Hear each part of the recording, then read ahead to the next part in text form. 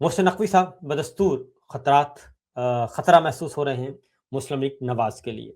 اور وہیں سے معاملات خراب ہوتے ہیں، اور محسن نقوی صاحب جو ہیں وہ بدستور ڈرائیونگ سیٹ پہ ہیں اور وزیر خارجہ کے طور پہ ایکٹ کر رہے ہیں، اور انہوں نے ایک اور دورہ کیا ہے، تہران کا خصوصی دورہ کیا ہے، اور محسن نقوی کے بارے میں اطلاعات آتی رہتی ہیں کہ وہ وزیر خارجہ بن رہے ہیں، اور اسحاق ڈار صاحب کا پتہ جو ہے وہ صاف کرنے والے ہیں، لیکن وہ بنے یا نہ بنے وہ تو ابھی آنے والے دن بتائیں گے۔ لیکن انہوں نے ایک بار پھر تہران کا وزٹ کیا، خصوصی دورہ کیا اور خصوصی پیغام پہنچایا فیلڈ مارشل کا، اور یہ دورہ ایسے موقع پہ آیا کہ اس کے بعد فوری بعد کل شہباز شریف صاحب جو ہے وہ جنیوا کے لیے روانہ ہوئے، لیکن جو اصل خبر ہے وہ یہ ہے کہ army chief general Asim Munir صاحب بھی روانہ ہو رہے ہیں۔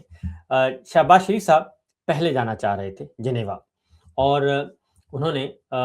پرسوں کی بات ہے کہ 2 دن پہلے ان کا دورہ جو ہے انہوں نے 3 دفعہ جانے کی کوشش کی اور 3 دفعہ وہ نہیں جا سکے، اور بالآخر یہ خبر دے دی گئی کہ ان کا دورہ منسوخ ہو گیا ہے۔ اب کیوں نہیں جانے دیا گیا یہ آپ کو میں بتا دیتا ہوں، کیونکہ آج ایونٹ جو تھا وہ آج ہے، یعنی کہ ابھی جو دن شروع ہو رہا ہے، آج کے دن معاملات وہ جو میٹنگز سٹارٹ ہونی تھی، اس سے پہلے شہباز شریف صاحب جانا چاہتے تھے۔ شہباز شریف صاحب جنیوا جا کے کچھ ملاقاتیں کرنا چاہتے تھے انٹرنیشنل اسٹیبلشمنٹ کے ساتھ، انٹرنیشنل پلیئرز کے ساتھ، اور سولو فلائٹ آپ سمجھیے، اور خاص ملاقاتیں کرنا چاہ رہے تھے۔ اس سے پہلے نواز شریف صاحب جنیوا میں وزٹ کر چکے ہیں۔ جنیوا وزٹ میں نواز شریف صاحب جو ہیں وہ بھی انٹرنیشنل پلیئرز کے ساتھ ملاقاتیں فرما چکے ہیں۔ ان کا دورہ جو ہے جنیوا کا وہ صحت سے متعلق نہیں تھا، ان کی طبیعت بالکل ٹھیک ہے، فٹ ہے ماشاءاللہ سے، زبردست ہیں، اور انہوں نے دراصل جو جنیوا میں کچھ انٹرنیشنل اسٹیبلشمنٹ جسے کہتے ہیں اور جو تانے بانے بنتے ہیں ان سے ملاقاتیں کرنی تھی، اور ان سے ملاقاتیں کر کے جو اس وقت پاکستان میں خاص طور پہ جو ملاقات ہوئی ہے عمران خان کے ساتھ جنرل اشفاق پرویز قیانی صاحب کی،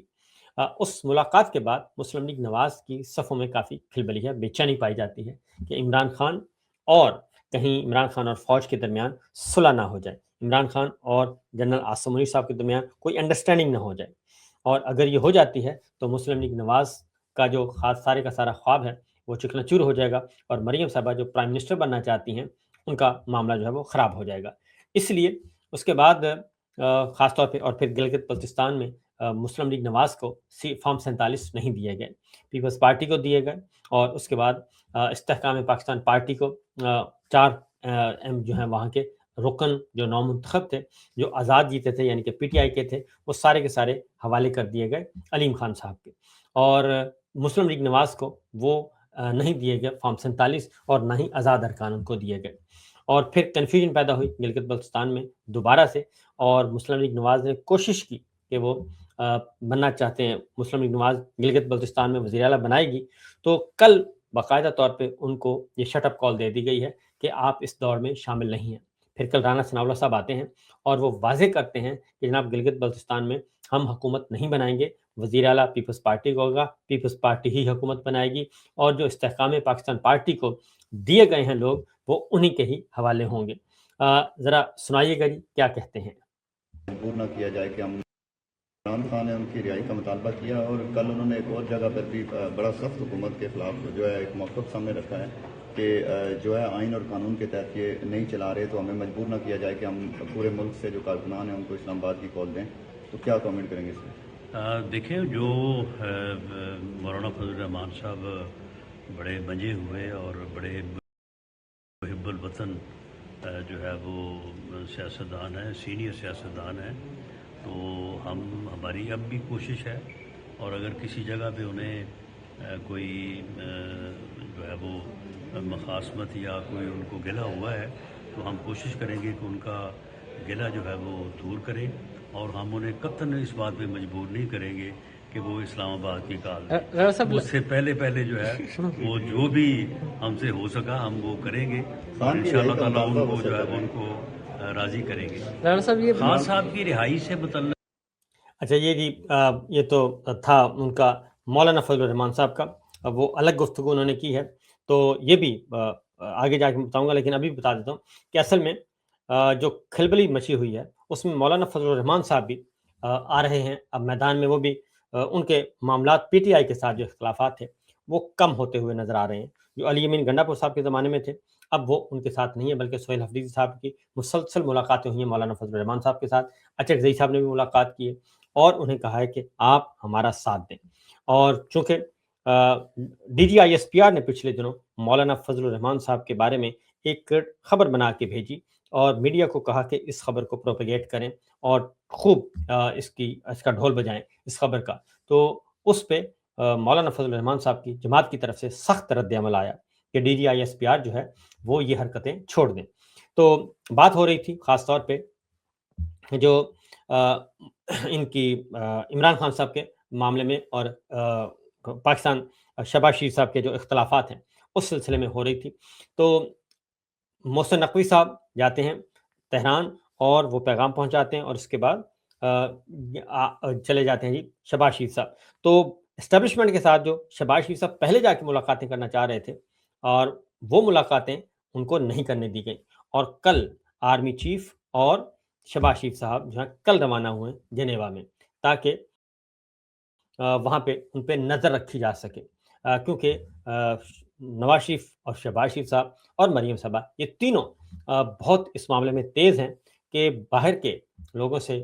جو پلیئرز ہیں ان سے ساتھ مل کے تانے بانے بنتے ہیں اور ان کو بتاتے ہیں کہ فوج ہمارے خلاف ہے. کیونکہ ایک وزٹ تو میں نے خود کور کیا تھا، صدر اوباما تھے اور مشال اوباما کے ساتھ مریم صاحبہ کی اس وقت ملاقات ہوئی تھی اور اس پہ بھی انہوں نے رو رو کر بتایا تھا کہ ہمیں فوج جو ہے وہ جرنیل جو ہیں وہ ہمیں بہت تنگ کرتے ہیں اور ہمیں جیلوں میں ڈال دیتے ہیں اور اس لیے ہمیں سپورٹ کیا جائے. تو اب بھی نواز شریف صاحب کا جو دورہ ہے جنیوا اور پھر شہباز شریف صاحب جا کے اس کو فالو اپ کے طور پہ دیکھنا چاہتے تھے اور مزید ملاقاتیں کرنا چاہتے تھے، تو وہ تو معاملہ ہو گیا ناکام. اب ذرا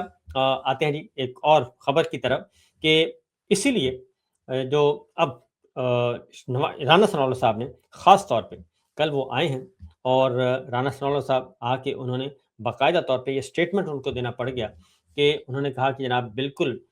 ہم واضح کر دینا چاہتے ہیں کہ شہباز شریف صاحب کو تبدیل نہیں کیا جا رہا اور شہباز شریف صاحب بھی وزیر اعظم رہیں گے، وہ استعفیٰ نہیں دے رہے. یہ رانا ثناء اللہ صاحب نے بات کہی اور یہ بات اس وقت کی جاتی ہے، اس وقت یہ تردیدیں کی جاتی ہیں کہ جناب کہا جاتا جب معاملات گڑبڑ ہوں اور واقعتاً کچھ نہ کوئی پس پردہ چل رہے ہوں معاملات. اس کی وجہ یہ ہے کہ ان کا جو لیٹسٹ جو شدید ترین معاملہ جہاں سے بگڑا اور یہ اسٹیبلشمنٹ سے جڑے ہوئے اور نون لیگ سے جڑے ہوئے جو اینکر پرسنس اور ہمارے ڈیجیٹل میڈیا کے دوست ہیں، صحافی حضرات، سرکاری دانشور جو ہیں، جب انہوں نے اس بات کی تصدیق کی کہ جو ایران امریکہ معاہدہ ہوا ہے، ایران امریکہ معاہدہ جو الیکٹرانک سائن ہوئے تھے، تو شہباز شریف صاحب نے اس کی کاپی نکال کے اس پہ سائن کر کے اور وہ ٹویٹ کر دی. اس پہ بھی مسئلہ گڑبڑ ہوا کیونکہ وہ سارا کریڈٹ جو ہے وہ شہباز شریف صاحب نے لے لیا اور ساری محنت کی فیلڈ مارشل نے اور محسن نقوی صاحب نے اور کریڈٹ لے لیا شہباز شریف صاحب نے. تو یہاں سے سلسلہ شروع ہوا تھا. اب جو کہتے ہیں جی یہ تو پھر دورہ تو ان کا اکٹھے ہوا ہے، شہباز شریف صاحب کا اور آرمی چیف اکٹھے جا رہے ہیں، اس کا مطلب ہے کہ ان کے درمیان اختلافات نہیں ہیں. تو میں آپ کو بتا دیتا ہوں کہ آپ کو یاد ہوگا، زیادہ دور نہیں جاتے، عمران خان صاحب کو جنرل باجوہ صاحب کہہ رہے تھے کہ آپ فکر نہ کریں، ہم آپ کے ساتھ ہیں. اور یہ ان کی تحریک عدم اعتماد جو ہے 7 تاریخ کو سائفر آتا ہے جو چھپایا جاتا ہے، 8 مارچ 2022 کو تحریک عدم اعتماد سبمٹ ہوتی ہے.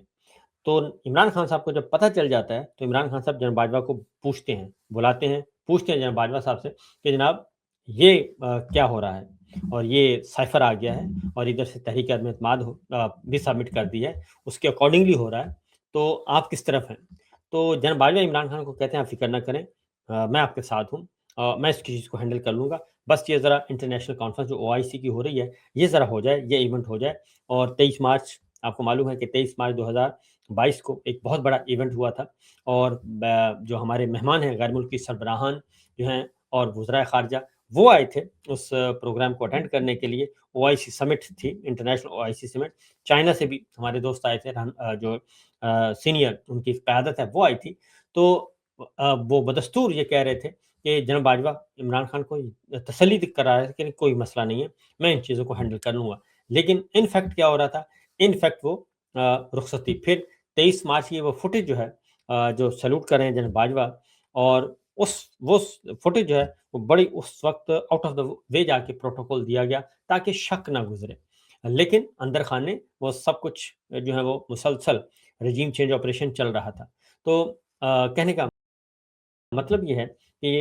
होता जो नज़र आ रहा होता है वो होता नहीं है। इसी तरीके से शहबाज शरीफ साहब के मामलात जो हैं वो कोई अच्छे नहीं हैं, और ख़ास तौर पे वजह क्या है? वजह ये है कि फ़ौज के यहाँ और तमाम मुसल्लह अफ़वाज जो हैं उनके अंदर ये सोच पाई जाती है, और ख़ास तौर पे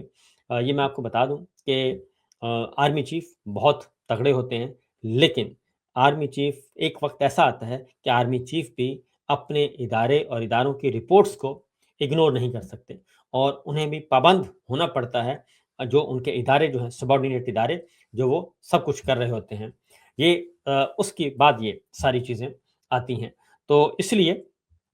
ये मामलात जो हैं ये आगे बढ़ते हैं। तो अब जो चीज़ें हैं जो सामने आ रही हैं, ख़ास तौर पे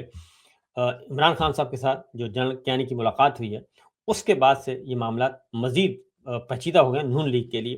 क्योंकि इमरान खान साहब को अडयाला जेल से निकालना और उसकी खबर फिर खुद देना, उसके बाद ये मामलात हुए हैं। तो मैं जी एक